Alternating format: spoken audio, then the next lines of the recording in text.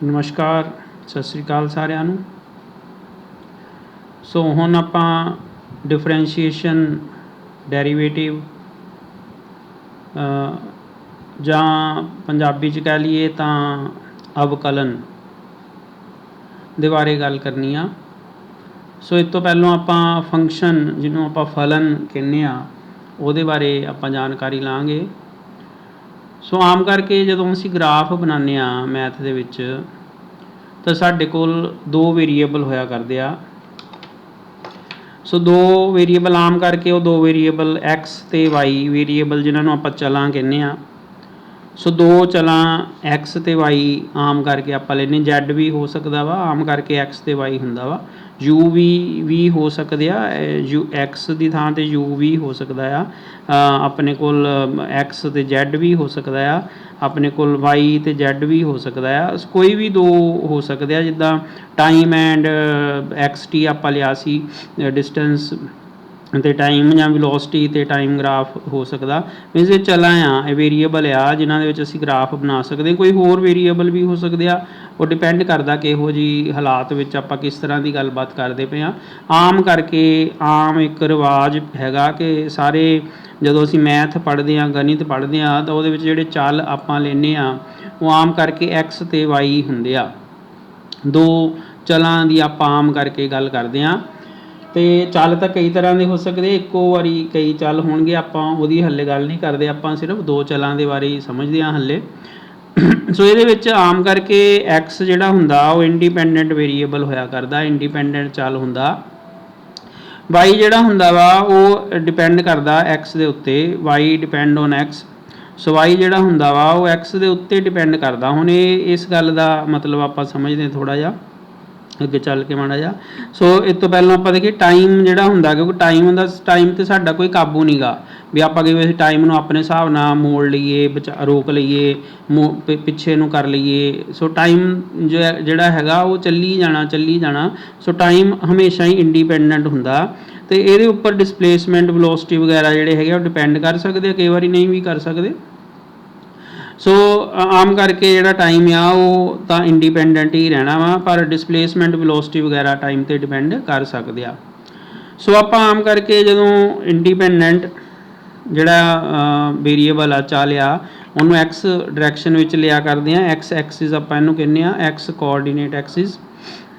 ਅਤੇ Y Axis ਜਿਹੜੀ ਹੁੰਦੀ ਆ, ਵਾਈ ਐਕਸਿਸ ਇੱਥੇ ਡਿਪੈਂਡ ਕਰਨ ਵਾਲਾ ਜਿਹੜਾ ਵੇਰੀਏਬਲ ਆ, ਜਿਹੜਾ ਚੱਲ ਕਿਸੇ ਦੇ ਉੱਪਰ ਨਿਰਭਰ ਕਰਦਾ, ਉਹਨੂੰ ਅਸੀਂ ਵਾਈ ਵਾਲੇ ਪਾਸੇ 'ਤੇ ਲੈਂਦੇ ਹੁੰਦੇ ਹਾਂ। ਅਸੀਂ ਇੱਕ ਗ੍ਰਾਫ ਦੇਖਦੇ ਹਾਂ, ਵਾਈ ਬਰਾਬਰ ਐਕਸ ਸਕੁਏਅਰ ਦਾ ਜੇ ਗ੍ਰਾਫ ਬਣਾਈਏ ਤਾਂ ਐਕਸ ਅਤੇ ਵਾਈ ਦਾ ਇੱਕ ਟੇਬਲ ਬਣਾਵਾਂਗੇ। ਅਸੀਂ ਐਕਸ ਦੀਆਂ ਵੈਲਿਊਜ਼ ਆਪਣੀ ਮਰਜ਼ੀ ਨਾਲ ਜੋ ਮਰਜ਼ੀ ਲਾਂਗੇ। ਆਹ ਸਾਰੀਆਂ ਵੈਲਿਊਜ਼ ਮੇਰੀ ਮਰਜ਼ੀ ਸੀ, ਜਿਹੜੀਆਂ ਮਰਜ਼ੀ ਮੈਂ ਲੈ ਲਈਆਂ। ਐਕਸ ਦੀਆਂ ਵੈਲਿਊਜ਼ ਮੇਰੀ ਮਰਜ਼ੀ ਨਾਲ ਆਉਣਗੀਆਂ, ਜੋ ਤੁਹਾਡਾ ਦਿਲ ਕਰਦਾ ਤੁਸੀਂ ਜੋ ਮਰਜ਼ੀ ਲਿਖੋ ਇੱਥੇ। ਪਰ ਵਾਈ ਆਪਣੀ ਮਰਜ਼ੀ ਨਾਲ ਨਹੀਂ ਆਊਗਾ। ਵਾਈ ਬਰਾਬਰ ਐਕਸ ਸਕੁਏਅਰ ਆ, ਉਹ ਐਕਸ ਦੀ ਵੈਲਿਊ ਜਦੋਂ ਅਸੀਂ ਇੱਥੇ ਭਰਾਂਗੇ ਉਹ ਵਾਲੀ ਵੈਲਿਊ ਨੂੰ ਐਕਸ ਦੇ ਵਿੱਚ ਭਰ ਕੇ ਉਹਦਾ ਸਕੁਏਅਰ ਕਰਨਾ ਪਊਗਾ। 0 ਸਕੁਏਅਰ, -1 ਦਾ ਸਕੁਏਅਰ, 1 ਦਾ ਸਕੁਏਅਰ, 2 ਦਾ ਸਕੁਏਅਰ, -2 ਦਾ ਸਕੁਏਅਰ, 3 ਦਾ ਸਕੁਏਅਰ, -3 ਦਾ ਸਕੁਏਅਰ। ਇਹਦਾ ਮਤਲਬ ਕਿ ਜਿਹੜੀ ਵੈਲਿਊ ਮੈਂ ਇੱਥੇ ਲਿਖੂੰਗਾ ਉਹਦਾ ਸਕੁਏਅਰ ਹੋ ਕੇ ਇੱਥੇ ਆਨਸਰ ਆਉਣਾ ਆ। ਇਹਦਾ ਮਤਲਬ ਕਿ ਮੈਂ ਆਪਣੀ ਮਰਜ਼ੀ ਨਾਲ ਇੱਥੇ ਲਿਖਾਂ ਜੀ, ਮੈਂ ਇੱਥੇ -5 ਲਿਖ ਦਿੰਦਾ ਵੀ ਵਾਈ ਦੀ ਵੈਲਿਊ -5 ਆ ਜੂਗੀ। ਉਹ ਪੋਸੀਬਲ ਹੀ ਨਹੀਂ ਹੈ। ਕਿਉਂਕਿ -5 ਦਾ ਵਰਗਮੂਲ ਹੀ ਨਹੀਂ ਹੋ ਸਕਦਾ ਪਹਿਲੀ ਤਾਂ ਗੱਲ, ਕਿਉਂਕਿ ਇਹ ਐਕਸ ਸਕੁਏਅਰ ਹੈ ਨਾ। ਆਪਾਂ ਐਕਸ ਸਕੁਏਅਰ ਦੀ ਵੈਲਿਊ -5 ਲਿਖਦੇ ਪਏ ਹਾਂ ਵੀ ਐਕਸ ਸਕੁਏਅਰ ਆਪਾਂ -5 ਲੈ ਲੈਂਦੇ ਹਾਂ। ਐਕਸ ਸਕੁਏਅਰ ਬਰਾਬਰ -5 ਲੈ ਲਿਆ, ਚਲੋ। ਤਾਂ ਫਿਰ ਐਕਸ ਸਕੁਏਅਰ -5 ਤਾਂ ਸਾਨੂੰ ਪਤਾ ਹੀ ਨਹੀਂ ਵੀ ਇਹਦਾ ਵਰਗਮੂਲ ਕਿੱਦਾਂ ਕੱਢੀ ਦਾ, ਕਿਸੇ ਮਾਈਨਸ ਵਾਲੇ ਨੰਬਰ ਦਾ, ਸੰਖਿਆ ਦਾ ਅਸੀਂ ਵਰਗਮੂਲ ਕੱਢ ਹੀ ਨਹੀਂ ਸਕਦੇ। ਇਹਦਾ ਮਤਲਬ ਇਹ ਇੱਥੇ ਆਪਣੀ ਮਰਜ਼ੀ ਨਹੀਂ ਚੱਲਣੀ, ਆਹ ਵਾਲੇ ਪਾਸੇ ਵਾਈ ਵਾਲੇ ਪਾਸੇ ਸਾਡੀ ਮਰਜ਼ੀ ਨਹੀਂ ਚੱਲਣੀ। ਸੋ ਇੱਥੇ ਸਾਡੀ ਜਿਹੜੀ ਮਰਜ਼ੀ ਹੈਗੀ ਆ ਉਹ ਐਕਸ 'ਤੇ ਚੱਲਦੀ ਹੈ। ਐਕਸ ਆਜ਼ਾਦ ਆ। ਐਕਸ -5 ਹੋ ਸਕਦਾ ਸੀਗਾ, ਜੇ -5 ਹੁੰਦਾ ਫਿਰ ਵਾਈ 25 ਹੋ ਜਾਣਾ ਸੀ। ਸੋ ਇਹਦਾ ਮਤਲਬ ਕਿ ਐਕਸ ਇੰਡੀਪੈਂਡੈਂਟ ਆ, ਐਕਸ ਆਜ਼ਾਦ ਆ, ਪਰ ਵਾਈ ਆਜ਼ਾਦ ਨਹੀਂ ਹੈਗਾ। ਵਾਈ ਵਿਚਾਰਾ ਬੰਨਿਆ ਗਿਆ ਐਕਸ ਸਕੁਏਅਰ ਦੇ ਨਾਲ, ਕਿਉਂਕਿ ਵਾਈ ਜਿਹੜਾ ਉਹ ਐਕਸ ਸਕੁਏਅਰ ਬਣਨਾ ਚਾਹੀਦਾ ਉਹਦਾ ਹਮੇਸ਼ਾ। ਪਰ ਐਕਸ ਜਿਹੜੀ ਮਰਜ਼ੀ ਲੈ ਲਓ, ਐਕਸ ਮੈਂ 1.1 ਵੀ ਲੈ ਸਕਦਾ, -0.1 ਵੀ ਲੈ ਸਕਦਾ, -1/2 ਲੈ ਸਕਦਾ, ਵਰਗਮੂਲ 3 ਲੈ ਸਕਦਾ, ਜੋ ਮਰਜ਼ੀ ਮੇਰਾ ਦਿਲ ਕਰਦਾ ਮੈਂ ਐਕਸ ਲੈ ਸਕਦਾ। ਪਰ ਵਾਈ ਨੂੰ ਉਹਦਾ ਸਕੁਏਅਰ ਹੋ ਕੇ, ਐਕਸ ਦਾ ਸਕੁਏਅਰ ਹੋ ਕੇ ਆਉਣਾ ਪਊਗਾ। ਇਹਦਾ ਮਤਲਬ x ਆਜ਼ਾਦ ਹੈਗਾ ਤੇ y ਆਜ਼ਾਦ ਨਹੀਂ ਹੈਗਾ। y ਨੂੰ ਉਹਦੇ ਹਿਸਾਬ ਨਾਲ ਆਪਣੀ ਸ਼ਕਲ ਬਣਾਉਣੀ ਪੈਣੀ ਹੈ ਜਿੱਦਾਂ ਦਾ x ਹੋਊਗਾ। ਸੋ ਇਹਦੇ ਵਿੱਚ ਇਹਦਾ ਮਤਲਬ ਕਿ ਬੇਸਿਕਲੀ ਇੱਕ ਇੰਡੀਪੈਂਡੈਂਟ ਵੇਰੀਏਬਲ ਤੇ ਇੱਕ ਡਿਪੈਂਡੈਂਟ ਵੇਰੀਏਬਲ ਹੁੰਦਾ ਵਾ। ਇੰਡੀਪੈਂਡੈਂਟ ਆਜ਼ਾਦ ਵੇਰੀਏਬਲ ਜਿਹੜਾ ਹੁੰਦਾ ਵਾ ਉਹਨੂੰ x ਵਾਲੇ ਪਾਸੇ ਲੈਣ ਦਾ ਰਿਵਾਜ ਆ ਤੇ ਡਿਪੈਂਡੈਂਟ ਨੂੰ ਅਸੀਂ y ਵਾਲੇ ਪਾਸੇ ਲੈਂਦੇ ਆ। ਹੁਣ ਜੇ ਜਿਹੜੀਆਂ ਵੈਲਿਊਜ਼ ਮੈਂ ਲਈਆਂ ਸੀ ਉਹਦਾ ਜੇ ਗ੍ਰਾਫ ਬਣਾਈਏ, ਇਹੋ ਜਿਹੇ ਗ੍ਰਾਫ, ਇਹੋ ਜਿਹੀ ਸ਼ਕਲ ਗੋਲ ਜਿਹਾ ਗ੍ਰਾਫ ਬਣਦਾ। ਇਹ ਗੁਲਾਈ ਜਿਹੀ ਦੇ ਵਿੱਚ ਹੁੰਦਾ, ਇੱਧਰ ਨੂੰ ਇਹ ਖੁੱਲਦਾ ਜਾਂਦਾ ਵਾ ਤੇ ਇੱਦਾਂ ਗੋਲ ਗੋਲ ਜਿਹਾ ਹੁੰਦਾ ਵਾ, ਇੱਦਾਂ ਗੋਲ ਜਿਹਾ, ਪਰ ਇਹ ਦੂਰ ਹੋਈ ਜਾਂਦਾ, ਮਤਲਬ ਇੱਦਾਂ ਇਹ ਇੱਦਾਂ ਉੱਪਰ ਨੂੰ ਨਹੀਂ ਚੜ੍ਹਦਾ, ਦੂਰ ਦੂਰ ਹੋਰ ਦੂਰ ਹੋਈ ਜਾਂਦਾ, ਹੋਰ ਦੂਰ। ਸੋ ਇੱਦਾਂ ਕਰਕੇ ਇਹ ਗ੍ਰਾਫ ਬਣਦਾ ਇੱਦਾਂ ਅਸਲ ਵਿੱਚ। So this type of graph is known as parabola. ਚਲੋ ਉਹ ਅਲੱਗ ਗੱਲ ਆ। ਸੋ ਜਿਹੜੇ ਆ ਐਕਸ ਆਪਾਂ ਲਿਖਦੇ ਹਾਂ ਫਿਰ ਇਹ ਸਾਰੀ ਗੱਲ ਨੂੰ ਕਿ y ਜਿਹੜਾ ਹੈਗਾ ਉਹ y ਜਿਹੜਾ ਉਹ x ਦਾ ਫੰਕਸ਼ਨ ਆ। ਇਹ ਸਾਰੀ ਗੱਲ ਦਾ ਕੀ ਮਤਲਬ? ਦੇਖੋ ਅਸਲ ਵਿੱਚ ਜੇ ਆਪਾਂ ਗੱਲ ਨੂੰ ਸਮਝੀਏ ਤਾਂ ਆਹ ਕੌਣ ਸੀਗਾ? ਇੱਧਰ x ਸੀਗਾ, ਤਾਂ ਇੱਥੇ ਵੀ ਜੇ ਮੈਂ y ਨਾ ਲਿਖਾਂ, x ਸਕੁਅਰ ਲਿਖਾਂ, ਤਾਂ ਕੀ ਮੇਰੀ ਗੱਲ ਸਹੀ ਨਹੀਂ ਹੈਗੀ? ਤਾਂ ਵੀ ਮੇਰੀ ਗੱਲ ਠੀਕ ਆ, ਤਾਂ ਵੀ ਇੱਦਾਂ ਦਾ ਹੀ ਗ੍ਰਾਫ ਬਣੂਗਾ। ਸੋ ਇਹਦਾ ਮਤਲਬ ਆ ਕਿ ਜਿਹੜਾ ਇੱਥੇ ਜੋ ਅਸੀਂ ਲਿਖਿਆ, ਜੇ ਮੈਂ y ਭੁੱਲ ਹੀ ਜਾਵਾਂ ਕਿ y ਨਹੀਂ ਲਿਖਦੇ, ਆਪਾਂ ਤਾਂ x ਹੀ ਲਿਖਣਾ ਵਾ ਬਸ। ਸੋ ਦੇਅਰਫੋਰ ਇੱਥੇ x ਹੈਗਾ, ਇੱਥੇ x ਮੰਨ ਲਓ ਕਿਊਬ ਹੈਗਾ, ਮੰਨ ਲਓ ਇੱਥੇ x ਕਿਊਬ ਦੀ ਥਾਂ ਤੇ ਸਾਈਨ x ਹੈਗਾ, ਮੰਨ ਲਓ ਇੱਥੇ e ਦੀ ਪਾਵਰ x ਹੈਗਾ, ਇੱਥੇ log x ਹੈਗਾ, ਠੀਕ ਆ। ਇੱਥੇ ਕੁਝ ਵੀ ਹੋ ਸਕਦਾ, ਇਹ ਨਹੀਂ ਹੈਗਾ, ਆਹ ਨਹੀਂ ਹੈਗਾ, 2x + 3 ਹੋ ਸਕਦਾ ਵਾ। ਸੋ ਇੱਥੇ ਆਪਣੇ ਕੋਲ x ਸਕੁਅਰ + 3x + 4 ਹੋ ਸਕਦਾ ਆ। ਮਤਲਬ ਕਿੱਥੇ ਆਹ ਵਾਲਾ y ਵਾਲੀ ਜਿਹਨੂੰ ਮੈਂ y ਕਹਿ ਰਹੇ ਸੀ, ਇਹਦਾ ਮਤਲਬ y ਕੌਣ ਆ? ਆਹ ਸਾਰਾ ਕੁਝ ਜਮ੍ਹਾਂ ਕਰਕੇ y ਆ, ਆਹ ਸਾਰਾ ਕੁਝ y ਆ, ਆਹ y ਆ, ਆਹ y ਆ, ਆਹ y ਆ, ਆਹ y ਆ। ਇਹਦਾ ਮਤਲਬ ਅਸਲ ਵਿੱਚ ਤਾਂ ਇੱਥੇ y ਹੈ ਹੀ ਨਹੀਂ, ਹੈਗਾ ਕੌਣ ਆ? x। ਇੱਕ x ਆ ਜਿਹੜਾ ਇਕੱਲਾ x ਆ, ਆਪਣੇ ਆਪ x ਆ, ਆਜ਼ਾਦ x ਆ। ਇੱਕ ਜਦੋਂ x ਹੋ ਜਾਂਦਾ ਉਸ ਤੋਂ ਬਾਅਦ ਫਿਰ ਜਦੋਂ x ਇਹਦੇ ਵਿੱਚ ਭਰਿਆ ਜਾਊਗਾ ਤਾਂ ਫਿਰ ਇਹਦੀ ਵੈਲਿਊ ਇਹਦੇ ਹਿਸਾਬ ਨਾਲ ਆਊਗੀ ਜੋ ਇੱਥੇ ਬਣਿਆ। ਇਹਦੇ ਵਿੱਚ ਭਰਨ ਤੋਂ ਬਾਅਦ ਜੋ ਆਨਸਰ ਆਊਗਾ ਉਹ ਵਾਲਾ ਆਨਸਰ ਆਊਗਾ ਜਿਹੜਾ ਕਿ ਇਸ ਲਾਈਨ 'ਤੇ ਲੈਵਾਂਗੇ ਉਸ x ਲਈ। ਜਿੱਦਾਂ ਆਪਾਂ ਮੰਨ ਲਓ 2x + 3 ਲਿਖਦੇ ਹਾਂ, ਜੇ ਮੈਂ x ਦੀ ਵੈਲਿਊ ਮੰਨ ਲਓ 0 ਲੈ ਲਵਾਂ ਤਾਂ ਫਿਰ 2 × 0 + 3 ਕਰੂੰਗਾ ਤਾਂ ਮੇਰੇ ਕੋਲ ਜਵਾਬ 3 ਆਊਗਾ। ਜਦੋਂ x 0 ਹੋਊਗਾ ਤਾਂ 2x + 3 ਦਾ ਜਵਾਬ 3 ਹੋਊਗਾ। ਜਦੋਂ x 0 ਹੋਊਗਾ ਉਦੋਂ 2x + 3 ਦਾ ਜਵਾਬ 3 ਹੋਊਗਾ। ਜਦੋਂ x ਜਿਹੜਾ ਹੈਗਾ ਮੰਨ ਲਓ 1 ਹੋਊਗਾ ਤਾਂ ਫਿਰ 2x + 3 ਦਾ ਜਵਾਬ ਕਿੰਨਾ ਹੋਊਗਾ? 2 × 1 + 3 = 5। ਇਹਦਾ 2x + 3 ਦਾ ਜਵਾਬ 5 ਹੋਊਗਾ। ਹੁਣ ਬਾਰ-ਬਾਰ 2x + 3 ਲਿਖਣਾ ਔਖਾ ਜਿਹਾ ਲੱਗਦਾ ਪਿਆ। ਇਹ ਤਾਂ ਚਲੋ ਫਿਰ ਛੋਟਾ ਹੈਗਾ, ਤੇ ਜੇ ਇਹ ਬਹੁਤ ਵੱਡਾ ਹੁੰਦਾ ਜਿੱਦਾਂ x ਦੀ ਪਾਵਰ 5 = 2x³ - 5x² + 4x - 6, ਮੰਨ ਲਓ ਇੱਦਾਂ ਦਾ ਕੁਛ ਹੁੰਦਾ x ਦੀ ਥਾਂ 'ਤੇ। ਜੇ ਇਹੋ ਜਿਹਾ ਕੁਛ ਹੁੰਦਾ ਤਾਂ ਮੈਂ ਬਾਰ-ਬਾਰ ਲਿਖਦੇ ਹੀ ਥੱਕ ਜਾਣਾ ਸੀ। ਤਾਂ ਆਪਾਂ ਕੀ ਕਰਦੇ, ਆਪਾਂ ਐਡੇ ਵੱਡੇ ਐਕਸਪ੍ਰੈਸ਼ਨ ਦਾ ਨਾ y ਰੱਖਤਾ ਕਿ ਆਹ ਸਾਰਾ ਕੁਛ ਜੋ ਵੀ ਆ ਇਹ y ਆ। ਸੋ ਦੇਅਰਫੋਰ ਐਕਚੁਅਲੀ y ਕਿੱਥੋਂ ਨਿਕਲਦਾ? y x ਨੂੰ ਕੁਛ ਕਰਨ ਤੋਂ ਬਾਅਦ ਜਿਹੜਾ ਨੰਬਰ ਆਉਂਦਾ ਉਹਦੇ ਵਿੱਚੋਂ y ਨਿਕਲਦਾ, ਉਹਦਾ ਨਾਮ y ਰੱਖ ਦਿੱਤਾ ਆਪਾਂ। x ਆਪਣੇ ਆਪ ਹੋ ਗਿਆ ਤੇ x ਤੋਂ ਬਾਅਦ ਉਹ ਵਾਲੇ x ਨੂੰ ਕਿਸੇ ਐਕਸਪ੍ਰੈਸ਼ਨ ਵਿੱਚ ਭਰਿਆ। ਉਹ ਵਾਲਾ ਜਿਹੜਾ ਐਕਸਪ੍ਰੈਸ਼ਨ ਆ, ਜਿੱਦਾਂ ਮੰਨ ਲਓ ਆਹ ਵਾਲਾ ਐਕਸਪ੍ਰੈਸ਼ਨ ਹੈ, ਕੋਈ ਵੀ ਹੋ ਸਕਦਾ, ਮੈਥ 'ਚ ਬਹੁਤ ਤਰ੍ਹਾਂ ਦੇ ਐਕਸਪ੍ਰੈਸ਼ਨ ਹੋ ਸਕਦੇ ਆ, ਤਾਂ ਉਹ ਵਾਲੇ ਐਕਸਪ੍ਰੈਸ਼ਨ 'ਚ ਭਰ ਕੇ ਜੋ ਆਨਸਰ ਆਊਗਾ ਉਹਦਾ ਨਾਮ y ਰੱਖਦੇ ਹਾਂ। ਇਸ ਲਈ ਅਸੀਂ ਲਿਖਦੇ ਹਾਂ y is a function of x।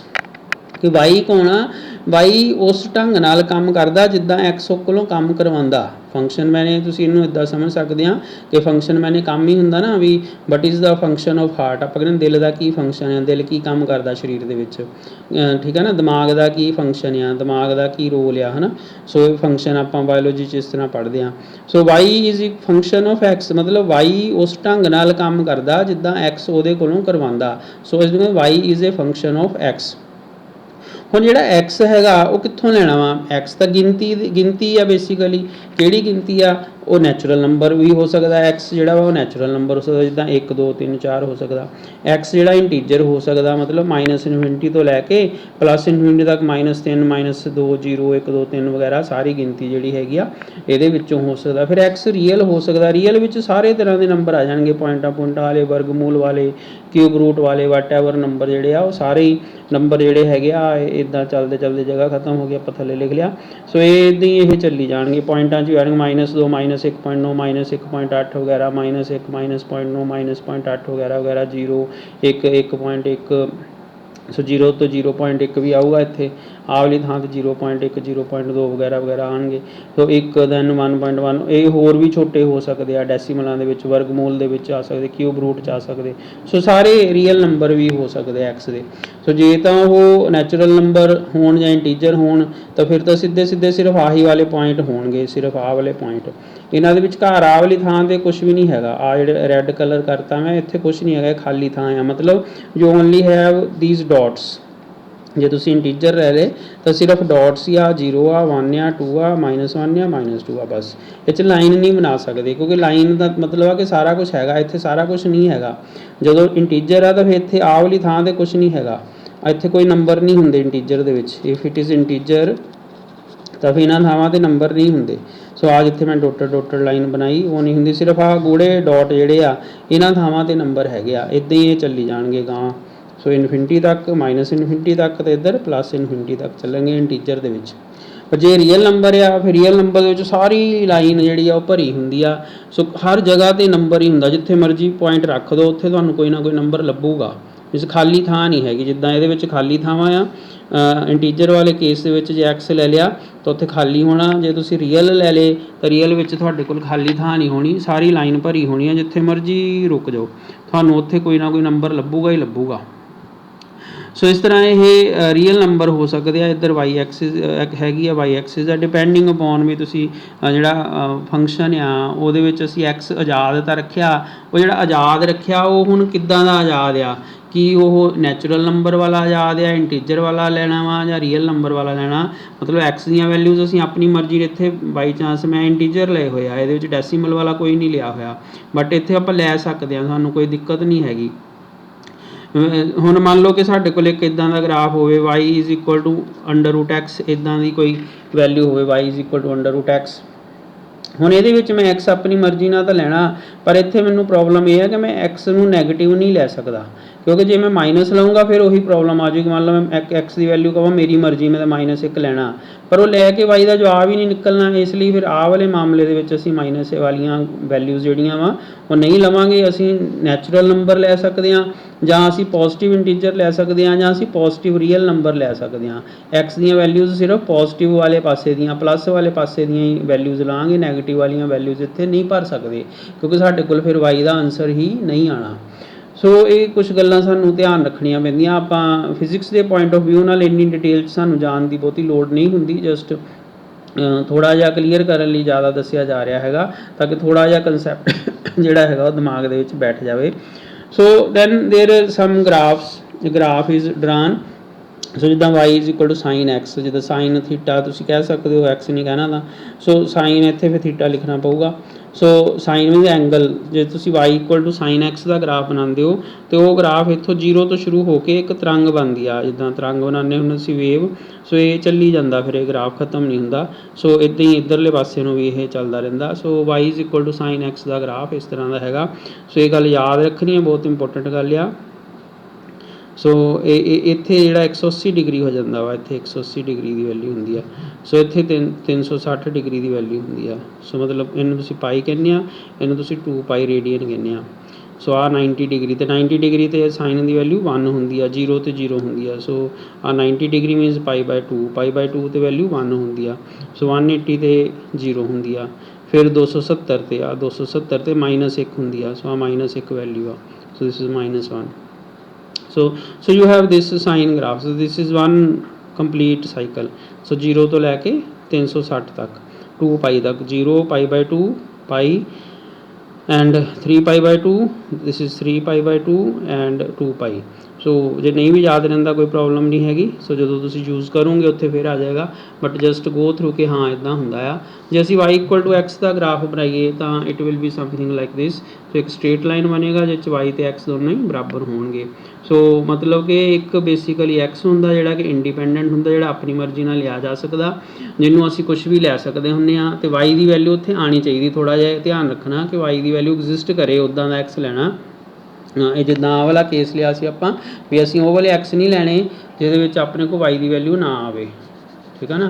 सो इत्थे असीं एक्स की वैल्यूज़ नैगेटिव नहीं लै सकते क्योंकि वाई की वैल्यू फिर उत्थों साडे कोल नहीं आनी जिन्हों कि असीं प्लॉट कर सकीए। सो इसलिए ये गल का ध्यान रखते हुए आपां ग्राफ जिहड़े हैगे आ बना सकते हैं। सो ये वाई इक्वल टू एक्स का ग्राफ हैगा, मतलब इत्थे आपां ये देखते हैं कि कोई एक्स जिहड़ा हैगा, एक्स तो हमेशा ही नंबर हुंदा 1 2 3 4 वटएवर नंबर हुंदा, आ वाले नंबर हुंदे आ एक्स दे विच, नैचुरल नंबर इंटीजर जां ਰੀਅਲ ਨੰਬਰ ਹੋ ਸਕਦੇ ਆ ਜਾਂ ਰੈਸ਼ਨਲ ਨੰਬਰ ਇਰੈਸ਼ਨਲ ਨੰਬਰ ਅਲੱਗ ਤੌਰ 'ਤੇ ਕਹਿਣੇ ਆ ਤਾਂ ਉਹ ਜਿੱਦਾਂ ਦੀ ਵੀ ਲੋੜ ਆ ਉਹ ਹੋ ਸਕਦੇ ਆ। ਅਤੇ ਉਹਦੇ ਹਿਸਾਬ ਨਾਲ ਫਿਰ ਵਾਈ ਦੀਆਂ ਵੈਲਿਊਜ਼ ਜਿਹੜੀਆਂ ਹੈਗੀਆਂ ਉਹ ਕਿੱਦਾਂ ਦਾ ਐਕਸਪ੍ਰੈਸ਼ਨ ਤੁਹਾਡੇ ਕੋਲ ਹੈਗਾ ਸੀ ਉੱਦਾਂ ਦੇ ਐਕਸਪ੍ਰੈਸ਼ਨ ਦੇ ਵਿੱਚੋਂ ਉਹਦੀਆਂ ਵੈਲਿਊਜ਼ ਨਿਕਲਣਗੀਆਂ।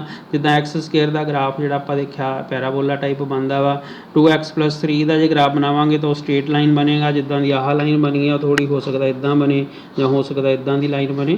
ਸੋ ਇਹ ਮਤਲਬ ਕਿ ਜੇ ax+b ਸਮਥਿੰਗ ਇਹਦੀ ਸ਼ਕਲ ਇੱਦਾਂ ਦੀ a ਅਤੇ b ਦੀਆਂ ਵੈਲਿਊਜ਼ 2 3 4 -1 -2 ਇੱਦਾਂ ਦੀਆਂ ਹੋ ਸਕਦੀਆਂ, -2x+3 ਹੋ ਸਕਦਾ, x 5x -7 ਇੱਦਾਂ ਹੋ ਸਕਦਾ। ਮਤਲਬ ax+b ਦਾ ਜਿਹੜਾ ਗ੍ਰਾਫ ਆ ਉਹ ਸਮਥਿੰਗ ਸਟ੍ਰੇਟ ਲਾਈਨ ਹੋਏਗਾ ਜਿਹੜਾ ਕਿ ਸਮਥਿੰਗ ਲਾਈਕ ਦਿਸ ਹੋਏਗਾ। ਸੋ ਐਕਸ ਸਕੇਅਰ ਜਦੋਂ ਵੀ ਐਕਸ ਸਕੇਅਰ ਆ ਜਾਏਗਾ ਉਹਦਾ ਗ੍ਰਾਫ ਕੁਛ ਇੱਦਾਂ ਦਾ ਪੈਰਾਬੋਲਾ ਟਾਈਪ ਹੀ ਹੋਏਗਾ। ਜੇ ਸਾਈਨ ਐਕਸ ਵਗੈਰਾ ਆ ਗਿਆ ਜਾਂ ਕੋਸ ਐਕਸ ਆ ਗਿਆ, ਕੋਸ ਐਕਸ ਦਾ ਗ੍ਰਾਫ ਜਿੱਦਾਂ ਇੱਥੋਂ ਐ ਹੁੰਦਾ ਹੈਗਾ। ਸੋ ਕੋਸ ਐਕਸ ਦਾ ਗ੍ਰਾਫ ਜਿਹੜਾ ਹੈਗਾ ਸੋ ਇਸ ਤਰ੍ਹਾਂ ਚੱਲਦਾ ਹੈਗਾ ਕੋਸ ਐਕਸ ਦਾ। ਸੋ ਕੋਸ 0 ਤੇ 1 ਹੁੰਦਾ ਹੈਗਾ, ਸੋ ਕੋਸ ਦਾ ਆਹ ਗ੍ਰਾਫ ਚੱਲਦਾ ਹੈਗਾ। ਸੋ ਵੈਨ ਨੀਡ ਰਾਈਜ਼ ਜਿੱਥੇ ਲੋੜ ਪਊਗੀ ਉੱਥੇ ਤੁਹਾਨੂੰ ਦੁਬਾਰਾ ਫਿਰ ਇਹ ਚੀਜ਼ਾਂ ਦੱਸ ਦਿੱਤੀਆਂ ਜਾਣਗੀਆਂ। ਸੋ ਕੋਸ਼ਿਸ਼ ਕਰੋ ਕਿ ਜੇ ਸਮਝ ਲੈਂਦੇ ਹਾਂ ਸਮਝ ਸਕਦੇ ਹਾਂ ਤਾਂ ਫਿਰ ਸਮਝ ਵੀ ਲਓ, ਹਰਜ ਵੀ ਕੋਈ ਨਹੀਂ ਗਾ, ਤਾਂ ਈਜ਼ੀ ਹੋ ਜਾਏਗੀ ਫਿਜ਼ਿਕਸ ਸਮਝਣੀ। ਸੋ ਦੇਅਰਫੋਰ ਇਹ ਫੰਕਸ਼ਨ ਦੇ ਬਾਰੇ ਥੋੜ੍ਹਾ ਬਰੀਫ ਜਿਹਾ ਸੀਗਾ ਕਿ ਫੰਕਸ਼ਨ ਕੀ ਹੁੰਦਾ। ਫੰਕਸ਼ਨ ਦੇ ਵਿੱਚ ਬੇਸਿਕਲੀ ਆਪਣੇ ਕੋਲ ਦੋ ਵੇਰੀਏਬਲ ਹੁੰਦੇ ਹੈਗੇ ਆ, ਇੱਕ ਐਕਸ ਅਤੇ ਇੱਕ ਵਾਈ ਆਪਾਂ ਲੈਂਦੇ ਹਾਂ, ਮੀਨਜ਼ ਇੱਕ ਇੰਡੀਪੈਂਡੈਂਟ ਅਤੇ ਇੱਕ ਡਿਪੈਂਡੈਂਟ ਵੇਰੀਏਬਲ ਹੁੰਦਾ ਵਾ। ਸੋ ਇੰਡੀਪੈਂਡੈਂਟ ਵੇਰੀਏਬਲ ਨੂੰ ਹਮੇਸ਼ਾ ਐਕਸ ਐਕਸਿਸ ਵਾਲੇ ਪਾਸੇ ਰੱਖਿਆ ਜਾਂਦਾ ਵਾ ਅਤੇ ਡਿਪੈਂਡੈਂਟ ਵੇਰੀਏਬਲ ਨੂੰ ਵਾਈ ਵਾਲੇ ਪਾਸੇ ਰੱਖਿਆ ਜਾਂਦਾ ਵਾ। ਸੋ ਇਹ ਗੱਲ ਦਾ ਆਪਾਂ ਧਿਆਨ ਰੱਖਦੇ ਹੋਏ ਅਤੇ ਇੱਕ ਐਕਸ ਹੁੰਦਾ ਵਾ, ਸੋ ਐਕਸ ਜਿਹੜਾ ਹੁੰਦਾ ਆ ਉਹਨੂੰ ਹਮੇਸ਼ਾ ਇੰਡੀਪੈਂਡੈਂਟ ਅਤੇ ਵਾਈ ਜਿਹੜਾ ਹੁੰਦਾ it is a function of x, means x ਦੇ ਉੱਤੇ ਇਹ ਡਿਪੈਂਡ ਕਰਦਾ ਹੋਇਆ ਆਪਣੇ ਕੋਲ ਇਹ ਵੈਲਿਊ ਹੁੰਦੀ ਆ। So this is how you have this. So there may be ਇਹ graph something like this. So ਇੱਦਾਂ ਦਾ ਕੋਈ ਗ੍ਰਾਫ ਹੋ ਸਕਦਾ ਵਾ। ਸੋ ਇਹ ਫੰਕਸ਼ਨ ਦੇ ਬਾਰੇ ਥੋੜ੍ਹੀ ਜਿਹੀ ਗੱਲ ਸੀਗੀ। ਹੁਣ ਆਪਾਂ ਗੱਲ ਕਰਦੇ ਹਾਂ ਲਿਮਿਟ ਦੇ ਬਾਰੇ। ਲਿਮਿਟ, ਸੋ ਲਿਮਿਟ ਜਿਹਨੂੰ ਤੁਸੀਂ ਕਹਿ ਸਕਦੇ ਹੋ ਸੀਮਾ, ਹੱਦ, ਹੈ ਨਾ।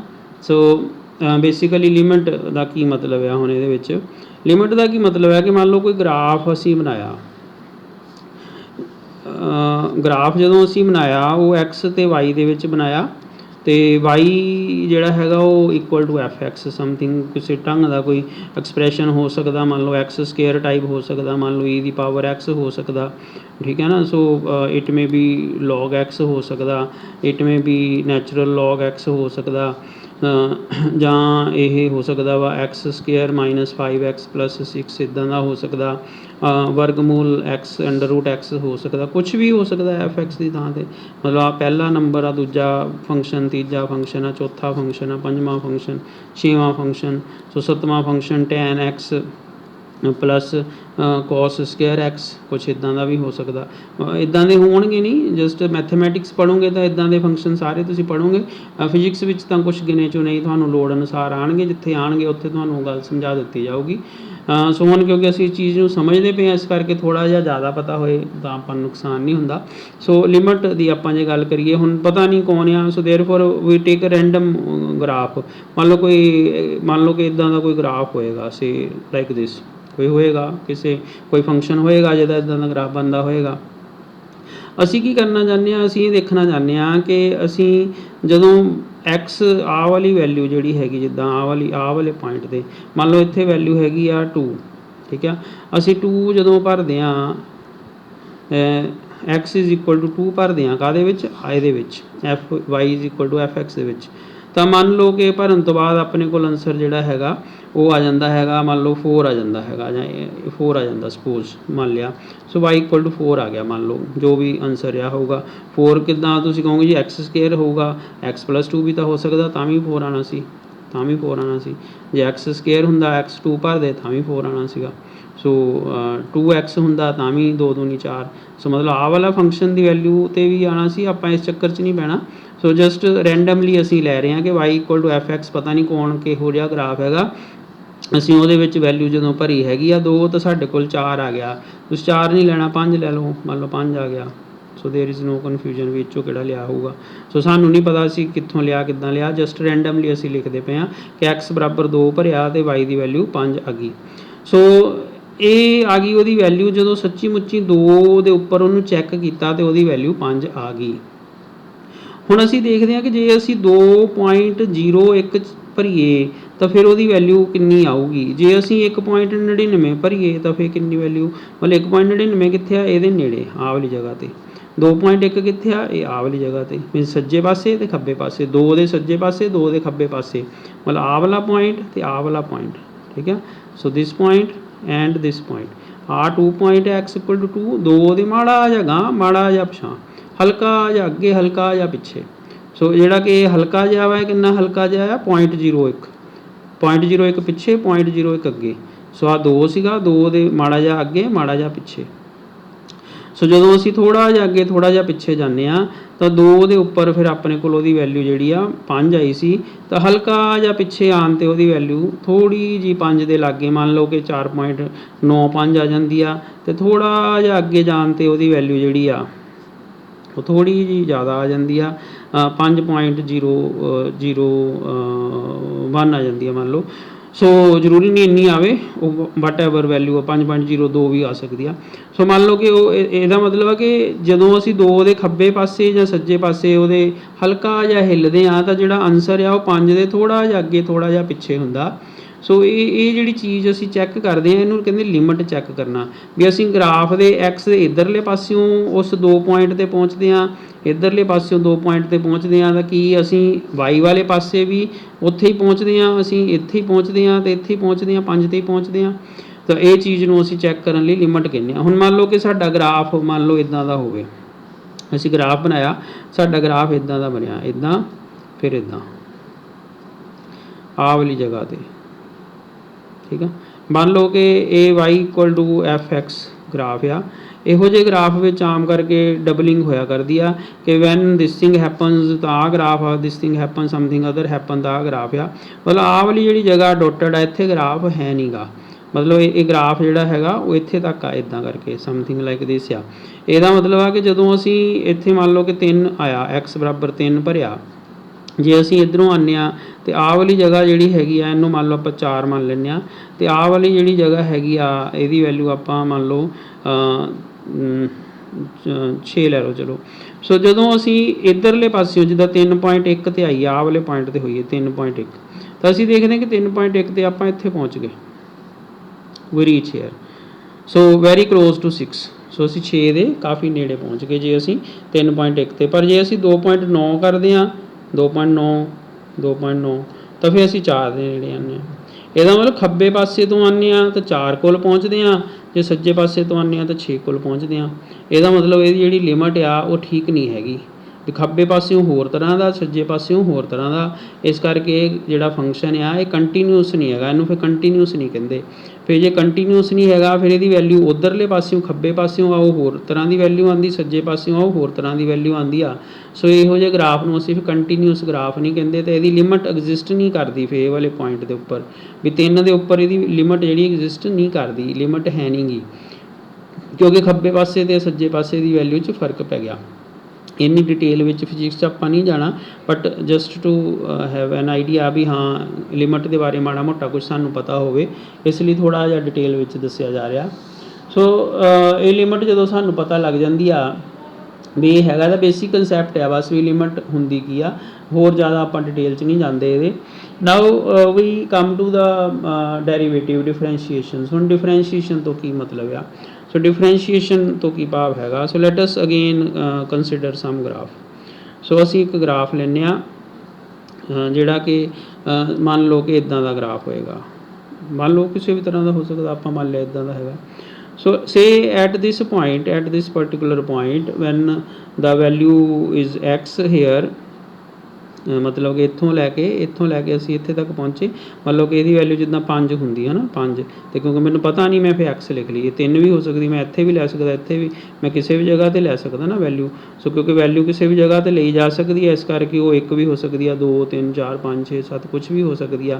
सो क्योंकि मैनूं पता नहीं कितनी ਲਈ आ, मैं कोई वैल्यू ਲਈ आ, तो फिर इसके एक्स ਆਪਾਂ ਇਹਨੂੰ ਐਕਸ ਕਹਿ ਦਿੰਦੇ ਵੀ ਆਹ ਵਾਲਾ ਜਿਹੜਾ ਪੁਆਇੰਟ ਹੈ ਐਕਸ ਆ। ਫਿਰ ਇਹਦੇ ਕੋਰਸਪੋਂਡਿੰਗ ਆਹ ਵਾਲਾ ਪੁਆਇੰਟ ਕਿੰਨਾ ਹੋਊਗਾ ਵਾਈ। ਇਹਦਾ ਮਤਲਬ ਇਹ ਵਾਲੇ ਪੁਆਇੰਟ ਦੇ ਕੋਆਰਡੀਨੇਟ ਕਿੰਨੇ ਬਣਨਗੇ ਐਕਸ ਵਾਈ। ਕੋਆਰਡੀਨੇਟ ਆਪਾਂ ਕੋਆਰਡੀਨੇਟ ਜਿਓਮੈਟਰੀ ਪੜ੍ਹੀ ਆ, ਕਾਰਟੀਜ਼ੀਅਨ ਕੋਆਰਡੀਨੇਟ ਜਿਓਮੈਟਰੀ। ਸੋ ਇਹ ਪੀ ਪੁਆਇੰਟ ਇਹਦਾ ਨਾਂ ਪੀ ਪੁਆਇੰਟ ਰੱਖ ਲੈਂਦੇ ਹਾਂ। ਸੋ ਦਿਸ ਪੀ ਪੁਆਇੰਟ ਇਜ਼ ਐਕਸ ਵਾਈ। ਮੰਨ ਲਓ ਕਿ ਐਕਸ ਦੇ ਵਿੱਚ ਥੋੜ੍ਹਾ ਜਿਹਾ ਵਾਧਾ ਕਰਤਾ, ਵਾਧਾ there is an increase in x. X ਦੇ ਵਿੱਚ ਇੱਕ ਵਾਧਾ ਹੋ ਗਿਆ, ਇਨਕਰੀਜ਼ ਹੋ ਗਈ। ਮਤਲਬ ਕਿ ਜੇ ਇਹ ਮੰਨ ਲਓ 5 ਸੀਗਾ ਤਾਂ ਹੁਣ ਅਸੀਂ 5.5 ਤੇ ਪਹੁੰਚ ਗਏ ਮੰਨ ਲਓ, ਜਾਂ 6 ਲਾ ਲਓ ਚਲੋ, ਜਾਂ ਵੈਸੇ ਤਾਂ ਬਹੁਤ ਘੱਟ ਲੈਣਾ ਹੁੰਦਾ ਵਾਧਾ, ਪਰ ਫੋਰ ਕਨਵੀਨੀਅੰਸ ਵੀ ਥੋੜ੍ਹਾ ਸਮਝ ਲੱਗ ਜੇ ਆਪਾਂ 5.5 ਲੈ ਲੈਂਦੇ। ਅਤੇ ਗਰਾਫ ਅਸੀਂ ਮੰਨ ਲਓ ਵੱਡਾ ਬਣਾਇਆ, ਇੱਥੇ ਕਿੰਕ ਲਾ ਲਓ। ਮੰਨ ਲਓ ਕਿ ਇੱਥੇ ਆਹ ਜਿਹੜਾ ਪੁਆਇੰਟ ਹੈ 5.5 ਆ, 5.5। ਇਹਦਾ ਮਤਲਬ 5 ਦੇ ਵਿੱਚ ਅਸਲ ਵਿੱਚ ਇਹ ਕੀ ਆ 5 ਜਮ੍ਹਾਂ 0.5। ਇਹਦਾ ਮਤਲਬ ਫਿਰ ਇਹਨੂੰ ਆਪਾਂ ਲਿਖਾਂਗੇ ਐਕਸ ਜਮ੍ਹਾਂ ਡੈਲਟਾ ਐਕਸ। ਐਕਸ ਦੇ ਵਿੱਚ ਕੁਛ ਜਮ੍ਹਾਂ ਕਰਕੇ ਇੱਥੇ ਪਹੁੰਚਾਂਗੇ ਨਾ ਐਕਸ ਵਿੱਚ, ਮਤਲਬ ਆਹ ਜਿਹੜੀ ਦੂਰੀ ਆ ਉਹ ਕਿੰਨੀ ਆ, ਉਹ ਡੈਲਟਾ ਐਕਸ ਆ। ਮਤਲਬ ਆਹ ਵਾਲੀ ਦੂਰੀ ਜੇ 5 ਹੁੰਦੀ ਤਾਂ ਫਿਰ ਇਹ ਕਿੰਨੀ ਆ, ਇਹ 0.5 ਦੂਰੀ ਆ, ਤਾਂ ਅਸੀਂ ਇੱਥੇ ਪਹੁੰਚੇ। ਇਹਦਾ ਮਤਲਬ ਆਹ ਜਿਹੜਾ ਡੈਲਟਾ ਐਕਸ ਵਾਧਾ ਹੋਇਆ ਐਕਸ ਦੇ ਵਿੱਚ, ਇੱਕ ਇਨਕਰੀਜ਼ ਹੋ ਗਈ, ਕਿਉਂਕਿ ਐਕਸ ਆਜ਼ਾਦ ਸੀ, ਅਸੀਂ ਉਹਨੂੰ ਵਧਾਤਾ ਡੈਲਟਾ ਐਕਸ। ਸੋ ਇਹਦੇ ਕੋਰਸਪੋਂਡਿੰਗ ਜਦੋਂ ਅਸੀਂ ਗਰਾਫ ਦੇ ਉੱਪਰ ਗਏ ਤਾਂ ਗਰਾਫ ਨੂੰ ਜਦੋਂ ਅਸੀਂ ਇੱਧਰ ਕੋਰਸਪੋਂਡਿੰਗ ਵਾਈ ਚੈੱਕ ਕੀਤਾ ਤਾਂ ਵਾਈ ਦੀ value y plus delta y ਆ ਗਈ। So delta y, so delta you can put this delta or you can put this delta. So ਉਹ ਤੁਹਾਡੀ ਮਰਜ਼ੀ ਆ। So you can put this delta or you can put this delta, ਜਿਹੜਾ ਮਰਜ਼ੀ delta ਤੁਸੀਂ ਬਣਾਓ, ਪਰ ਦੋਨੋਂ ਵਾਰ ਇੱਕੋ ਜਿਹਾ ਡੈਲਟਾ ਪਾਉਣਾ। ਜੇ ਆਹ ਪਾਇਆ ਤਾਂ ਦੋਨੋਂ ਜਗ੍ਹਾ ਆਹ ਪਾਇਓ, ਜੇ ਆਹ ਪਾਇਆ ਤਾਂ ਆਹ ਪਾਉਣਾ। So you can have delta y, you can have delta x or you can have delta y and you can have delta x. ਜਾਂ ਆਹ ਦੋਨੋਂ ਜਾਂ ਆਹ ਦੋਨੋਂ, ਜਿਹੜਾ ਮਰਜ਼ੀ ਹੈ ਉਹ ਸੇਮ ਰੱਖਣਾ ਹੈ। So if this is x plus delta x, ਮਤਲਬ ਕਿ ਆਹ ਵਾਲਾ ਪੁਆਇੰਟ ਫਿਰ ਕਿੰਨਾ ਬਣਿਆ, ਆਹ ਵਾਲਾ ਪੁਆਇੰਟ ਮੰਨ ਲਓ ਕਿਉਂ ਬਣਿਆ, ਇਹਦਾ ਮਤਲਬ ਇਹ ਇੱਥੋਂ ਲੈ ਕੇ ਇੱਥੋਂ ਤੱਕ ਕਿੰਨਾ ਪੁਆਇੰਟ ਆ, ਇਹਦੀ ਕੋਆਰਡੀਨੇਟ ਕਿੰਨਾ ਵਾ ਐਕਸ ਜਮ੍ਹਾਂ ਡੈਲਟਾ ਐਕਸ, ਅਤੇ ਫਿਰ ਉੱਪਰ ਨੂੰ ਕਿੰਨਾ ਇਹ ਵਾਈ ਜਮ੍ਹਾਂ ਡੈਲਟਾ ਵਾਈ।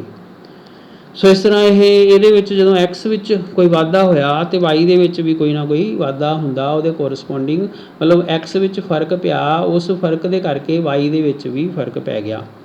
ਇਹਦਾ ਮਤਲਬ ਜੇ ਹੁਣ ਗਰਾਫ ਦੇ ਆਪਾਂ ਆਹ ਵਾਲੀ ਜਗ੍ਹਾ 'ਤੇ ਆ ਜਾਈਏ ਤਾਂ ਆਪਾਂ ਕੀ ਦੇਖਦੇ ਕਿ ਆਹ ਵਾਲੀ ਜਿਹੜੀ ਜਗ੍ਹਾ ਆ ਇਹ ਕਿੰਨੀ ਆ ਡੈਲਟਾ ਐਕਸ, ਅਤੇ ਆਹ ਵਾਲੀ ਜਗ੍ਹਾ ਕਿੰਨੀ ਆ ਉੱਪਰ ਨੂੰ, ਆਹ ਵਾਲੀ ਇਹ ਵਾਲੀ ਹੈਗੀ ਡੈਲਟਾ ਵਾਈ। ਠੀਕ ਆ। So this is how we have this. So ਇਹਦਾ ਫਿਰ ਸਲੋਪ ਜੇ ਆਪਾਂ ਦੇਖੀਏ ਢਲਾਨ ਕਿੰਨੀ ਬਣੂਗੀ ਆਹ ਵਾਲੇ, ਜੇ ਆਪਾਂ ਇਹਨੂੰ ਆਹ ਚੀਜ਼ ਨੂੰ ਦੇਖੀਏ ਟੇਂਜੈਂਟ ਥੀਟਾ ਲਗਾ ਕੇ ਦੇਖੀਏ ਤਾਂ ਅਸੀਂ ਕਹਿੰਦੇ ਟੇਂਜੈਂਟ ਥੀਟਾ ਦਾ ਸਲੋਪ ਹੁੰਦਾ ਇਸ ਜਗ੍ਹਾ ਦਾ। ਸੋ ਦੇਅਰਫੋਰ ਐਮ, ਇਹਨੂੰ ਅਸੀਂ ਸਲੋਪ ਨੂੰ ਐਮ ਲਿਖਦੇ ਹੁੰਦੇ ਹਾਂ। So it is delta y over delta x. So delta y over delta x, so M ਦੀ ਵੈਲਿਊ ਜਿਹੜੀ ਹੈ delta y over delta x ਹੁੰਦੀ ਆ। ਸੋ ਇਹਨੂੰ ਤੁਸੀਂ ਕੈਲਕੂਲੇਟ ਵੀ ਕਰ ਸਕਦੇ ਹੋ ਕਿ ਤੁਸੀਂ 0.2 ਜੇ ਤੁਹਾਨੂੰ ਇੱਕ ਕੋਆਰਡੀਨੇਟ ਅਤੇ ਦੂਜਾ ਕੋਆਰਡੀਨੇਟ ਪਤਾ ਹੋਵੇ, ਤੁਸੀਂ x2 ਮਾਈਨਸ x1 ਅਤੇ y2 ਮਾਈਨਸ y1 ਕਰਕੇ ਜਿਹੜਾ ਵਾ ਉਹ ਫਾਰਮੂਲਾ ਕੱਢ ਸਕਦੇ ਹੁੰਦੇ ਆ। So this is y2, this is x1 y1, this x2 y2। So y2 minus y1 divide by x2 minus x1। M ਦੀ ਵੈਲਿਊ ਇੱਦਾਂ ਆਏਗੀ, ਓਬਵੀਅਸਲੀ ਤੁਸੀਂ ਦੇਖ ਲਓ ਇੱਥੋਂ ਵੀ ਦਿਖਦਾ ਹੀ ਪਿਆ। ਸੋ ਇਹ ਆਪਣੇ ਕੋਲ ਮਤਲਬ ਜੇ ਆਹ ਟਰੈਂਗਲ ਆਪਾਂ ਇੱਦਾਂ ਪੂਰੀ ਕਰਦੇ ਤਾਂ we would get this m delta y over delta x. ਮਤਲਬ ਇਹਨੂੰ ਆਪਾਂ ਸਲੋਪ ਕਹਿ ਸਕਦੇ ਹਾਂ ਇਸ ਟਰੈਂਗਲ ਦਾ, ਇਸ ਪੋਰਸ਼ਨ ਦਾ, ਵੀ ਇੱਥੇ ਸਲੋਪ ਕਿੰਨਾ ਵਾ। ਹੁਣ ਅਸਲ ਵਿੱਚ ਹੁੰਦਾ ਕੀ ਆ ਕਿ ਆਪਾਂ ਜਿਹੜਾ ਆਹ 0.5 ਲਈ ਵੈਲਿਊ, ਕਿ 0.5 ਵੈਲਿਊ ਆ, ਇਹ 0.5 ਵੈਲਿਊ 0.5 ਨਹੀਂ ਲੈਣੀ ਹੁੰਦੀ, ਇਹ ਬਹੁਤ ਘੱਟ ਵੈਲਿਊ ਲੈਣੀ ਹੁੰਦੀ। ਕਿੰਨੀ ਘੱਟ ਲੈਣੀ ਹੁੰਦੀ, ਮੰਨ ਲਓ ਅਸੀਂ x ਬਰਾਬਰ 5 'ਤੇ ਖੜ੍ਹੇ ਹਾਂ ਤਾਂ ਜਿਹੜੀ x ਪਲੱਸ ਡੈਲਟਾ ਐਕਸ ਲੈਣਾ ਹੁੰਦਾ ਨਾ, ਉਹ 5 ਜਮ੍ਹਾਂ 0.01 ਇੰਨਾ ਘੱਟ ਲੈਣਾ ਹੁੰਦਾ ਕਿ ਅਸੀਂ 5 ਦੇ ਕੋਲ ਹੀ ਰਹਿ ਜਾਈਏ। 5 ਦੇ ਵਿੱਚ 0.001 ਜਮ੍ਹਾਂ ਕਰਾਂਗੇ ਤਾਂ ਅਸਲ ਵਿੱਚ ਅਸੀਂ ਜੇ ਆਹ ਮੰਨ ਲਓ ਇੱਕ ਲਾਈਨ ਹੈ ਇੱਥੇ 5 ਆ ਤਾਂ ਅਸੀਂ ਇਹਦੇ 'ਚ ਇੰਨਾ ਜਮ੍ਹਾਂ ਕੀਤਾ ਤਾਂ ਅਸੀਂ ਕਿੱਡੀ ਦੂਰ ਜਾਵਾਂਗੇ, ਅਸੀਂ ਇੱਥੇ ਹੀ ਰਹਿ ਜਾਵਾਂਗੇ 5 ਦੇ ਬਿਲਕੁਲ ਇਹਨੂੰ ਨਾਲ ਹੀ ਗੁਆਂਢ 'ਚ ਹੀ। ਅਤੇ ਈਵਨ ਮਤਲਬ ਉਹ ਪੈਨ ਸਾਡਾ ਮੋਟਾ, ਇਹਦੀ ਜਿਹੜੀ ਡੋਟ ਆ ਉਹ ਮੋਟੀ ਆ, ਅਸੀਂ ਇਹ ਤੋਂ ਵੀ ਨੇੜੇ ਹੋਰ ਵੀ ਨੇੜੇ ਰਹਾਂਗੇ।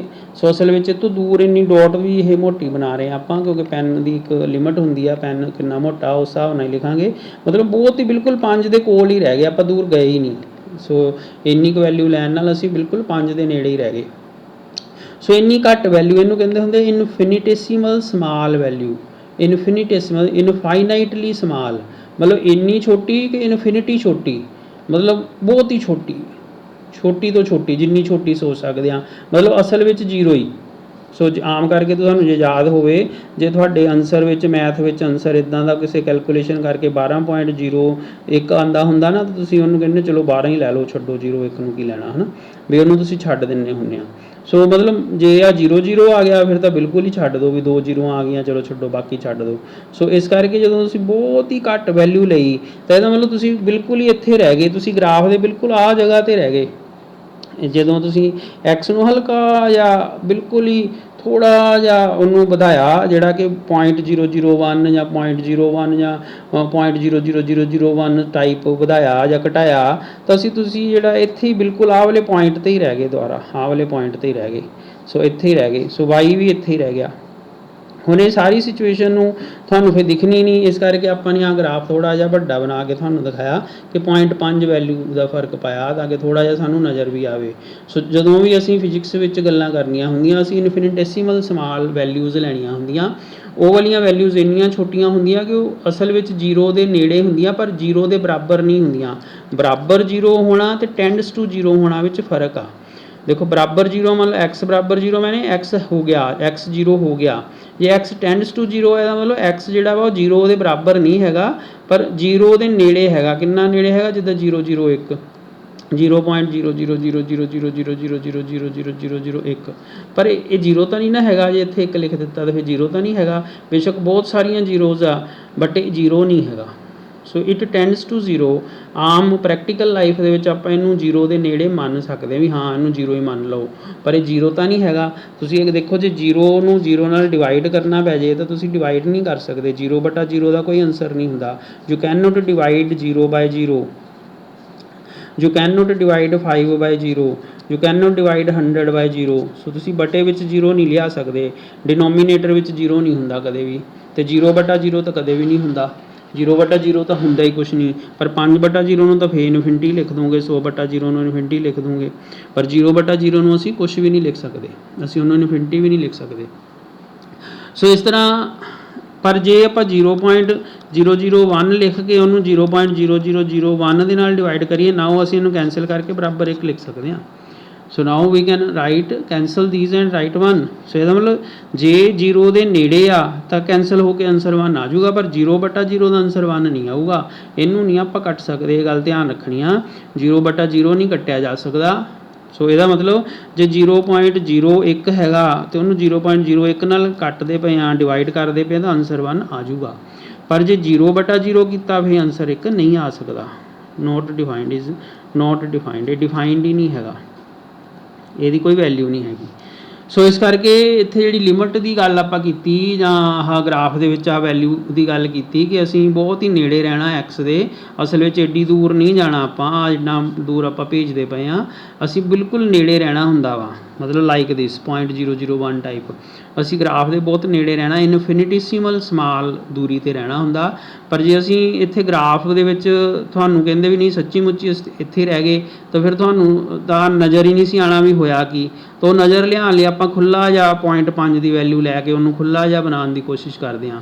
ਅਦਰਵਾਈਜ਼ ਇਹ ਬਿਲਕੁਲ ਇੱਥੇ ਹੀ ਹੈਗਾ ਗ੍ਰਾਫ। ਮਤਲਬ ਜੇ ਮੈਂ ਦੁਬਾਰਾ ਇਹੀ ਗ੍ਰਾਫ ਬਣਾਵਾਂ, ਤਾਂ ਜੇ ਆਹ ਗ੍ਰਾਫ ਇੱਦਾਂ ਦਾ ਸੀ ਤਾਂ ਮੈਂ ਇੱਥੇ ਹੀ ਸੀਗਾ, ਅਤੇ ਦੁਬਾਰਾ ਵੀ ਇੱਥੇ ਹੀ ਸੀਗਾ, ਇੱਥੇ ਹੀ ਸੀਗਾ ਅਤੇ ਇੱਥੇ ਹੀ ਸੀਗਾ। ਮੈਂ ਕਹੂੰਗਾ ਇੱਥੇ ਡੈਲਟਾ ਐਕਸ ਦਾ ਫਰਕ ਪੈ ਗਿਆ, ਇੱਥੇ ਡੈਲਟਾ ਤੁਹਾਨੂੰ ਕਿੱਥੇ ਨਜ਼ਰ ਆਉਣ ਡਿਆ? ਉਹ ਨਜ਼ਰ ਹੀ ਨਹੀਂ ਆਉਣਾ, ਠੀਕ ਹੈ ਨਾ। ਉਹ ਲਾਈਨ ਦੇ ਨਾਲ ਲਾਈਨ ਚੁੰਬੜ ਜਾਣੀ ਆ, ਅਤੇ ਸਾਨੂੰ ਐਕਸ ਅਤੇ ਐਕਸ ਪਲੱਸ ਡੈਲਟਾ ਐਕਸ ਵੀ ਨਹੀਂ ਨਜ਼ਰ ਆਉਣਾ, ਐਕਸ ਪਲੱਸ ਡੈਲਟਾ ਐਕਸ ਵੀ ਨਹੀਂ ਨਜ਼ਰ ਆਉਣਾ, ਵਾਈ ਵੀ ਨਹੀਂ ਨਜ਼ਰ ਆਉਣਾ, ਅਤੇ x plus delta y plus delta y ਵੀ ਨਜ਼ਰ ਨਹੀਂ ਆਉਣਾ।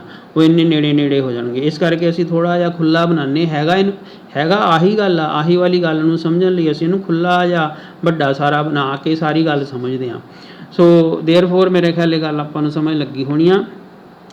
ਇਹ ਗੱਲਬਾਤ ਸਮਝਣ ਲਈ ਜਿਹੜੇ ਹੈਗੇ ਆ ਵੀ ਇੰਨੀ ਡਿਟੇਲ ਵਿੱਚ ਆਪਾਂ ਨੂੰ ਜਾਣ ਦੀ ਲੋੜ ਨਹੀਂ ਹੁੰਦੀ, ਬਟ ਹੁਣ ਇੱਕ ਵਾਰੀ ਆਪਾਂ ਗੱਲ ਸਮਝ ਲੈਣੀ ਆ, ਉਸ ਤੋਂ ਬਾਅਦ ਫਿਰ ਕਦੇ ਵੀ ਨਹੀਂ ਸਮਝਣੀ ਇਹ ਗੱਲ। ਜੇ ਫਿਜ਼ਿਕਸ ਜਿਨ੍ਹਾਂ ਨੇ ਹੁਣ ਮੈਡੀਕਲ ਬੱਚਿਆਂ ਨੇ ਪੜ੍ਹਨਾ, ਉਹਨਾਂ ਨੇ ਕਦੇ ਵੀ ਇਹ ਗੱਲ ਨੂੰ ਕਦੇ ਵੀ ਦੁਬਾਰਾ ਨਹੀਂ ਕਰਨਾ। ਮੈਥ ਵਾਲਿਆਂ ਨੇ ਤਾਂ ਫਿਰ ਸਮਝ ਲੈਣੀ ਆ, ਉਹਨਾਂ ਨੇ ਫਿਰ ਇਹ ਗੱਲਾਂ ਪੜ੍ਹ ਲੈਣੀਆਂ। ਹੁਣ ਇੱਕ ਵਾਰੀ ਦਿਮਾਗ 'ਚ ਲੰਘੀ ਹੋਊਗੀ ਗੱਲ, ਤਾਂ ਫਿਰ ਉਹ ਪਤਾ ਹੁੰਦਾ ਵੀ ਹਾਂ ਇਹੋ ਜਿਹੀ ਕੋਈ ਗੱਲ ਹੈਗੀ ਆ। So that's it. ਸੋ ਇਹ ਲਿਮਟ ਦੀ ਗੱਲ ਸੀਗੀ, ਅਤੇ ਥੋੜ੍ਹਾ ਜਿਹਾ ਆਪਾਂ ਡੈਲਟਾ ਵੇਰੀਏਸ਼ਨ ਦੀ ਗੱਲ ਹੋਈ ਸੀ ਕਿ ਡੈਲਟਾ ਐਕਸ ਉਹਦੇ 'ਚ ਕੀ ਆ ਗਿਆ। ਹੁਣ ਅਸਲ ਵਿੱਚ ਜਿਹੜਾ ਡੈਲਟਾ ਐਕਸ ਤੇ ਡੈਲਟਾ ਵਾਈ ਆਪਾਂ ਕੀਤਾ ਤੇ ਇਹਦਾ ਜਿਹੜਾ ਆਹ ਵਾਲੀ ਚੀਜ਼ ਆਪਾਂ ਲਈ delta y over delta x, ਅਸਲ ਵਿੱਚ ਅਸੀਂ ਇੱਥੇ ਕੀ ਕਹਿੰਦੇ ਆ ਇਹ ਵਾਲੀ ਚੀਜ਼ ਨੂੰ ਵੀ ਜੇ ਡੈਲਟਾ ਐਕਸ ਜਿਹੜਾ ਹੈਗਾ ਉਹ ਟੈਂਡਸ ਟੂ 0 ਹੁੰਦਾ, ਜੇ ਉਹ ਬਹੁਤ ਹੀ ਛੋਟਾ ਹੁੰਦਾ ਜਿੱਦਾਂ ਆਪਾਂ ਕਹਿ ਰਹੇ ਹਾਂ ਕਿ ਡੈਲਟਾ ਐਕਸ, ਮੈਂ ਇੱਥੇ ਡੈਲਟਾ ਦੂਜਾ ਯੂਜ਼ ਕਰ ਰਿਹਾ ਸੋ ਨੋ ਪ੍ਰੋਬਲਮ, ਤੁਸੀਂ ਉਹ ਡੈਲਟਾ ਸੇਮ ਹੀ ਸਮਝਣਾ ਵਾ। ਸੋ ਦ ਸੇਮ ਡੈਲਟਾ ਔਰ ਦਿਸ ਡੈਲਟਾ ਇਜ਼ ਸੇਮ ਥਿੰਗ, ਪਰ ਜਦੋਂ ਇੱਕ ਵਾਰੀ ਵਰਤਣਾ ਸੀ ਤਾਂ ਫਿਰ ਮੈਨੂੰ ਇਹੀ ਵਰਤਣੇ ਚਾਹੀਦੇ ਸੀ ਸਾਰੇ ਕਿਤੇ, ਸੇਮ ਡੈਲਟਾ ਵਰਤਣਾ ਚਾਹੀਦਾ ਸੀ, ਦੂਜਾ ਡੈਲਟਾ ਮੈਨੂੰ ਨਹੀਂ ਵਰਤਣਾ ਚਾਹੀਦਾ। ਸੋ ਸੇਮ ਟਾਈਪ ਦਾ ਡੈਲਟਾ ਇੱਕ ਵਾਰੀ ਜੇ ਸ਼ੁਰੂ ਕਰ ਲਿਆ ਤਾਂ ਫਿਰ ਸੇਮ ਟਾਈਮ ਤਾਂ ਹੀ ਰੱਖੋ। ਸੋ ਡੈਲਟਾ ਐਕਸ ਜਿਹੜਾ ਹੈਗਾ ਜੇ 0 ਤੇ ਅਪਰੋਚ ਕਰਦਾ ਪਿਆ, ਡੈਲਟਾ ਐਕਸ 0 ਨੂੰ ਅਪਰੋਚ ਕਰਦਾ ਵੀ ਡੈਲਟਾ ਐਕਸ ਜਿਹੜਾ ਹੈਗਾ ਬਹੁਤ ਹੀ ਨੇੜੇ ਆ, ਸੋ ਫਿਰ ਆਪਾਂ ਗ੍ਰਾਫ ਬਣਾਉਂਦੇ ਆ ਵੀ ਆਹ ਅਸਲ ਵਿੱਚ ਗ੍ਰਾਫ ਆ, ਇੱਦਾਂ ਦਾ ਕੋਈ ਗ੍ਰਾਫ ਆ, ਇੱਥੇ ਵੈਲਿਊ ਐਕਸ ਆ ਤੇ ਜਿਹੜਾ ਐਕਸ ਪਲੱਸ ਡੈਲਟਾ ਮੈਂ ਥੋੜ੍ਹਾ ਜਿਹਾ ਫਰਕ ਪਾ ਦਿੰਦਾ ਹੁੰਦਾ ਕਿ ਸਾਨੂੰ ਨਜ਼ਰ ਆਵੇ ਐਕਸ ਪਲੱਸ ਡੈਲਟਾ ਐਕਸ ਤੇ ਇੱਥੇ ਹੈਗਾ ਵਾਈ ਤਾਂ ਇਹਦੇ ਕੋਰਸਪੋਂਡਿੰਗ ਹੈਗਾ ਵਾਈ ਪਲੱਸ ਡੈਲਟਾ ਵਾਈ। ਹੁਣ ਇੱਥੇ ਚਲੋ ਥੋੜ੍ਹਾ ਜਿਹਾ ਫਰਕ ਪਾ ਦਿੱਤਾ ਮੈਂ ਤਾਂ ਕਿ ਸਾਨੂੰ ਦਿਖੇ ਵੀ ਹਾਂ ਥੋੜ੍ਹਾ ਜਿਹਾ ਫਰਕ ਹੈਗਾ, ਬਟ ਇਹ ਵਾਲਾ ਫਰਕ ਵੀ ਅਸਲ ਵਿੱਚ ਨਹੀਂ ਹੁੰਦਾ ਕਿਉਂਕਿ ਡੈਲਟਾ ਐਕਸ 0 ਨੂੰ ਅਪਰੋਚ ਕਰਦਾ ਪਿਆ। ਇਹਦਾ ਮਤਲਬ ਜਿਹੜਾ ਗੈਪ ਆਪਾਂ ਨੂੰ ਆ ਨਜ਼ਰ ਆ ਰਿਹਾ, ਆਹ ਵਾਲੀ ਜਗ੍ਹਾ ਨਜ਼ਰ ਆ ਰਹੀ ਨਾ ਖਾਲੀ ਥਾਂ, ਇਹ ਅਸਲ ਵਿੱਚ ਹੈ ਨਹੀਂ ਗੀ, ਇਹ ਬਿਲਕੁਲ ਨਾਲ ਹੀ ਚੁੰਬੜਿਆ ਹੋਇਆ ਆ ਕਿਉਂਕਿ ਡੈਲਟਾ ਐਕਸ ਟੈਂਡਸ ਟੂ 0 ਆ। ਜਦੋਂ ਡੈਲਟਾ ਐਕਸ ਟੈਂਡਸ ਟੂ 0 ਹੁੰਦਾ ਉਦੋਂ ਜਿਹੜਾ ਆਹ ਵਾਲੀ ਚੀਜ਼ ਆਪਾਂ ਲਿਖਦੇ ਹਾਂ delta y over delta x ਜਿਹੜੀ ਚੀਜ਼ ਲਿਖਦੇ ਹਾਂ ਇਹਦੇ ਨਾਲ ਫਿਰ ਆਪਾਂ ਲਿਖ ਦਿੰਦੇ ਹਾਂ ਲਿਮਟ ਐਲ ਟੀ ਇਹਦੇ ਥੱਲੇ ਕਰਕੇ ਡੈਲਟਾ ਐਕਸ ਟੈਂਡਸ ਟੂ 0 ਵੀ ਡੈਲਟਾ ਐਕਸ ਜਿਹੜਾ ਹੈਗਾ ਉਹ 0 ਨੂੰ ਅਪਰੋਚ ਕਰਦਾ। ਤੇ ਹੁਣ ਇਹ ਸਾਰੀ ਗੱਲਬਾਤ ਜਿਹੜੀ ਇੱਦਾਂ ਲਿਖੀ ਇਹਦਾ ਨਾਮ ਫਿਰ d y by d x, ਇਹਨੂੰ ਆਪਾਂ ਕਹਿੰਦੇ d d x of y. So ਇਹਨੂੰ ਇੱਦਾਂ ਬੋਲਦੇ ਆ derivative of y with respect to x. So this is known as derivative of y, derivative of y with respect to x, मतलब d d x ਨੂੰ ਇੱਦਾਂ ਬੋਲਣਾ d d x of y, ਠੀਕ ਹੈ। ਸੋ ਜਾਂ dy by dx, ਸੋ ਇੱਦਾਂ ਇੱਕੋ ਹੀ ਗੱਲ ਆ। So d d x of y, so ਆਮ ਕਰਕੇ डी डी x ਆਪਾਂ डी डी x ਜਿਹੜਾ ਹੈਗਾ ਇਹ ਡੈਰੀਵੇਟਿਵ ਹੁੰਦਾ ਜਦੋਂ ਵੇਰੀਏਬਲ x ਤੇ y ਹੋਣ। ਹੁਣ ਤੁਹਾਡੇ ਵੇਰੀਏਬਲ ਟਾਈਮ ਵੀ ਹੋ ਸਕਦਾ ਵਾ, so you will have d d t of velocity, d d t of velocity, ठीक है। So derivative of velocity with respect to time, d d t of displacement, derivative of d x by d t minus derivative of displacement with respect to time, with respect to time ਜਿਹੜਾ बटे ਵਿੱਚ ਹੈਗਾ ਉਹਦੇ with respect ਹੁੰਦਾ, with respect to time ਜੇ y ਤੇ x ਹੋਊਗਾ with respect to x। So ਇਹ ਤੁਸੀਂ ਦੇਖਣਾ ਕਿ ਕਿਹੜਾ ਵੇਰੀਏਬਲ ਤੁਸੀਂ ਯੂਜ਼ ਕਰਦੇ ਪਏ ਹੋ, ਸੋ ਕਿਹਦਾ ਤੁਸੀਂ ਡੈਰੀਵੇਟਿਵ ਲੈਣਾ ਹੈਗਾ। ਸੋ ਇਹ ਇੱਕ ਬਰੀਫ ਦੇ ਵਿੱਚ ਜਿਹੜਾ ਸੀਗਾ ਉਹ ਡੈਰੀਵੇਟਿਵ ਦਾ ਅਤੇ ਲਿਮਟ ਦਾ ਅਤੇ ਫੰਕਸ਼ਨ ਦਾ ਕੰਸੈਪਟ ਸੀਗਾ ਕਿ ਜਿਹੜੀ ਲਿਮਟ ਫੰਕਸ਼ਨ ਅਤੇ ਡੈਰੀਵੇਟਿਵ ਵਗੈਰਾ ਹੈਗੇ ਆ ਕੀ ਚੀਜ਼ ਹੁੰਦੀ ਆ। ਸੋ ਮੇਰਾ ਖਿਆਲ ਹੈ ਕਿ ਕੁਛ ਸਮਝ ਲੱਗਿਆ ਹੋਣਾ, ਜੇ ਨਹੀਂ ਵੀ ਸਮਝ ਲੱਗਿਆ ਤਾਂ ਜਸਟ ਇਹ ਹੈ ਕਿ ਵੀ ਹਾਂ ਇੱਦਾਂ ਦਾ ਆਪਾਂ ਨੂੰ ਕੁਛ ਹੈਗਾ ਵਾ, ਇੱਦਾਂ ਦਾ ਕੁਛ ਹੁੰਦਾ ਆ ਤੇ ਇਹ ਚੀਜ਼ਾਂ ਹੁੰਦੀਆਂ ਆ, ਬਟ ਇਹਦੇ ਰਿਜ਼ਲਟ ਜਿਹੜੇ ਆ ਉਹ ਤੁਹਾਨੂੰ ਯਾਦ ਰੱਖਣੇ ਪੈਣਗੇ। ਸੋ ਬੈਟਰ ਤਾਂ ਇਹ ਆ ਕਿ ਸਾਰੀ ਚੀਜ਼ ਨੂੰ ਬੇਸਿਕਲੀ ਸਮਝ ਲਓ ਵੀ ਹੈ ਕੀ ਆ, ਹੋਇਆ ਕਿੱਦਾਂ, ਕਿਉਂ ਹੋਇਆ। ਹੁਣ ਇਹਦੇ ਕੁਝ ਫਾਰਮੂਲੇ ਹੈਗੇ ਆ, ਉਹਦੇ ਬਾਰੇ ਆਪਾਂ ਥੋੜ੍ਹੀ ਜਿਹੀ ਗੱਲ ਕਰਾਂਗੇ। ਸੋ ਉਹਦੇ ਬਾਰੇ ਆਪਾਂ ਨੈਕਸਟ ਵੀਡੀਓ ਦੇ ਵਿੱਚ ਗੱਲ ਕਰਦੇ ਹਾਂ। Thank you.